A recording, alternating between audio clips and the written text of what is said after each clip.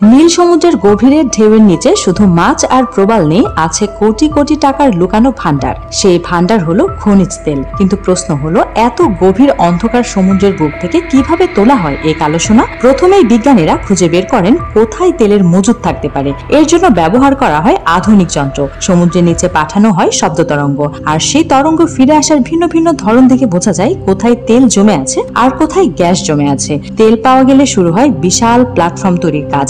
এগুলো অনেকটা ভাসমান শহরের মতো। হাজার হাজার টন ওজনের এই প্ল্যাটফর্মগুলো ঝড়, জলোচ্ছ্বাস, এমনকি সুনামির মতো বড় ঢেউকেও শক্তভাবে প্রতিরোধ করতে পারে। এরপর শুরু হয় খনন। কয়েক কিলোমিটার লম্বা পাইপ সমুদ্রের তলদেশে ভেদ করে নেমে যায় গভীর ভূগর্ভে। পাইপের ভেতর দিয়ে পাঠানো হয় বিশেষ ধরনের তরল, যাকে বলা হয় ড্রিম ফ্লুইড। এটি মাটির চাপ নিয়ন্ত্রণে রাখে, তাপমাত্রা কমায় এবং চারপাশ ভেঙে পড়া থেকে রক্ষা করে। ড্রিলিং শেষে বসানো হয় শক্ত স্টিল পাইপ আর কংক্রিটের আস্তরণ। এরপর লাগানো হয় নিয়ন্ত্রণ যন্ত্র। এই যন্ত্র দিয়েই নিয়ন্ত্রণ করা হয় কতটা চাপ থাকবে আর কতটা তেল উপরে উঠবে। এখান থেকেই ধীরে ধীরে উঠে আসে কালো সোনা, ক্রুড অয়েল। প্রথম দিকে প্রাকৃতিক চাপে উঠে আসে তেল, কিন্তু কয়েক বছর পর চাপ কমে গেলে শুরু হয় দ্বিতীয় ধাপের উত্তোলন। পাইপ দিয়ে সমুদ্রের তলায় পাঠানো হয় পানি কিংবা গ্যাস। এতে ভেতরে চাপ বাড়ে আর তেল আবার উঠে আসে উপরে। এভাবে এক একটা প্ল্যাটফর্ম থেকে বছরে কোটি কোটি লিটার তেল তোলা হয়। সেই তেল থেকেই তৈরি হয় গাড়ির জ্বালানি, রান্নার গ্যাস, প্লাস্টিক, এমনকি